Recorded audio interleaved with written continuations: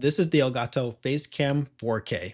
As of this filming, this is the only webcam that can record at up to 4K 60 frames per second, except Elgato's own Facecam Pro, which came out a couple years before this. So the Facecam 4K is basically an improvement over the Facecam Pro, but for much less money. I bought the Facecam 4K out of pocket, like I buy everything out of pocket, for $200 on launch. And the Facecam Pro I bought for $300 on launch. So better webcam, lower price, W's. But first I have to go over the specs. The Facecam 4K records at up to 4K 60 FPS in MJPEG. If you want HDR or NV12, then you need to lower this down to 30 frames per second. It only does HDR at 30 frames per second. The sensor size is 1/1.8 inches. I'm not sure the true focal length, but it is 21 millimeters equivalent. So that's 90-degree field of view. Aperture f4, the Facecam Pro's aperture was f2. And another difference is the lens on the Facecam 4K is fixed focus, whereas the Facecam Pro had an autofocus lens. So let me just demonstrate. Autofocus on the Facecam Pro. They made some adjustments to it, but something that you're not going to be able to do at all on the Facecam 4K, but it actually is able to keep a pretty decent amount in focus, so much so that unless you're holding something really close up to the camera, you're still going to be able to read text. So they did a pretty good job with that. Now, all those specs are going to be important as I break down the image quality. So first, what this webcam does right, and it does a lot right. First off is the 4K 60 FPS. Like I said, there's no other webcam besides the Facecam Pro that can do 4K 60 FPS. If you want this fluidity when you're moving, or if you're, let's say you're building a model kit or something like that, or you just have something that's on your desk, or even if you're playing a game. So I had this like it's a Facecam as I was playing a game. If you wanted it as a hand cam for like your keyboard and mouse as you're playing like an RTS or even FPS game, whatever you're playing, if you want something that has any sort of motion at all, if you get very animated, this is the webcam to get. There's nothing else that can match this at 4K. The second thing they did right is the color accuracy. So let me go ahead and switch over to the Facecam Pro so that you could really see. With this webcam, they actually had a firmware update to improve the colors because they were even worse than this out the box. But this had some issues with magentas and greens, and it just wasn't the greatest. But if you compare this to the Facecam 4K, even though they did a much better job with the Facecam Pro with the improvements, man, this has got the browns on my skin so much better. I could look in the mirror, look back and say, hey man, great job. As far as the white balance on the wall, a little bit off white on the wall. So it's kind of hard to get that exact color back there. Doing an excellent job. That blue light, I can actually change this to be RGB. So I can have different colors here. And I really like that effect when I'm doing like B-roll and stuff like that. And this is able to get all those different colors and not have them look weird or too green or too magenta. So excellent job in terms of improving the colors over the Facecam Pro. When you compare it to some of the other premium webcams on the market, it's not amazing anymore. It's still good, but dynamic range is actually something I'm going to talk about very shortly. But you can see has on the Kill Pro Ultra, because it has a little bit of that better dynamic range, it's able to make it so that for my face, the browns are good on the Facecam 4K until it gets too bright with the hotspots, and then you start to lose some of that detail. The Kill Pro Ultra and the Oswalt Me 2 are able to keep that a lot better.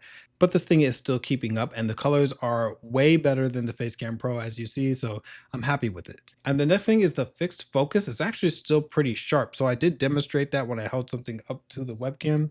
But if I'm moving farther or closer, then you're not really seeing me go in and out of focus. Of course, it's not going to have that pulsing, and objects stay decently sharp even if I pull them back a little bit forward.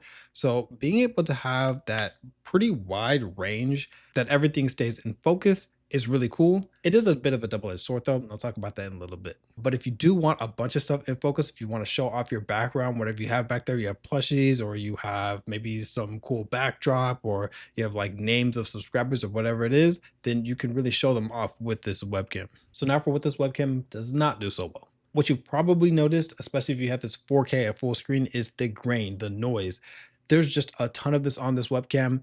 Now, when I make this smaller, when you see other webcams, it might not be as apparent, but when you blow this up to full screen, you really see all of the grain, and it's quite obnoxious if it's something that you're looking out for. And if you're not looking out for it, you will actually still notice it when you're looking at something that has a lot of detail. If you're looking at something that has some text, or if it has like symbols, or if you're just really wanted to see the specifics of something, you're like, why isn't this that sharp? This is 4K, it should be much sharper.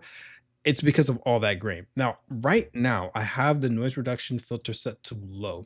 So I'm going to go ahead and set this to off right now. I'll actually demonstrate this off in a little bit. And it gets even worse when you have it off, but it does actually keep that sharpness a little bit higher. So it's something to keep in mind. I'll put this to high right now. You can have this on custom because there's different configurations for the 2D and the 3D noise reduction, but this is what it looks like on high and softens everything up quite a bit. So now when you look at this webcam in a low light scenario, the grain is way more obvious and it just can't really keep up in that sense, but it's not doing a terrible job. And obviously, I wouldn't recommend using a webcam in really bad lighting anyway. I think that the lighting is just as important as the quality of the webcam itself. That's the biggest weakness of this webcam. The second weakness that this webcam has is that lack of bokeh. Now, that's for me personal. I prefer way more bokeh. We're gonna go ahead and switch over to the Razer Kill Pro Ultra.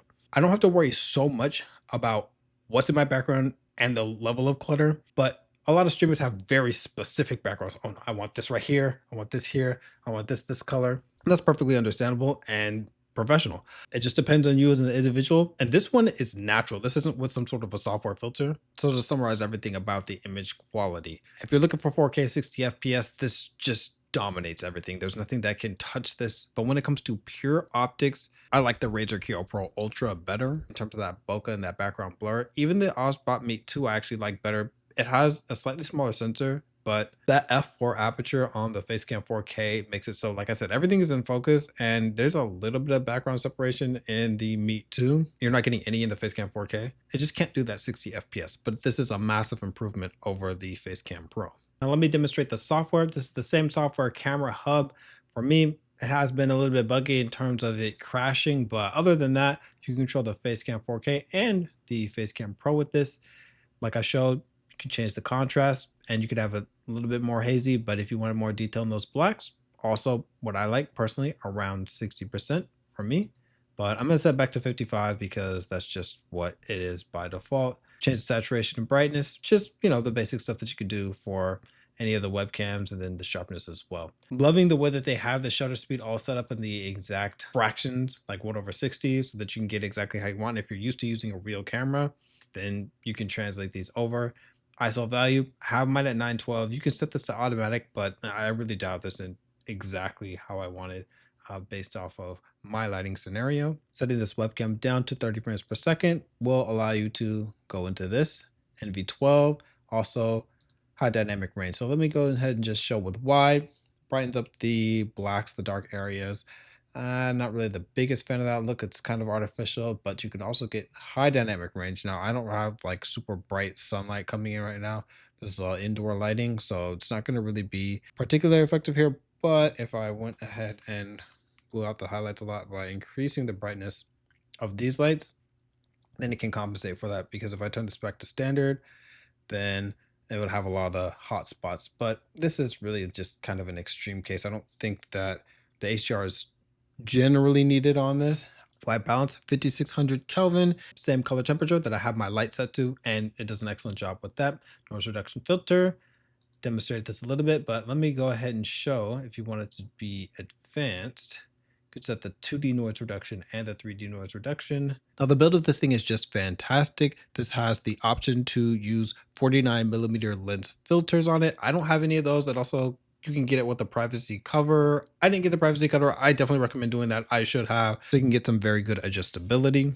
I love the cable, 80 inches long, USB-C to C, and it even says the exact speed on it. Underneath the monitor mount, you have that 1/4-inch tripod threading, so you can put it on a tripod. That's what I used for recording some of the stuff that's on that table. Now, as for my verdict, this is the best webcam that Elgato has ever put out. 4K 60 FPS, still dominating in that category. Whether you get it over devices that are in that $150 range, like the Osbot Meet 2, Insta360 Link 2C, they mostly come down to what you care about more, just the raw image quality. Do you care about that, or do you care about that 60 FPS? 60 FPS, go with the Facecam 4K. The pure image quality by itself, you don't really care about the motion as much. Then one of the other webcams like the Meet 2 or the Insta360 Link 2C. The Kill Pro Ultra is going for the absolute best optics. If you want the best optics, this is the best webcam to get, no question about it. However, 4K 60, gotta get that Elgato Facecam 4K.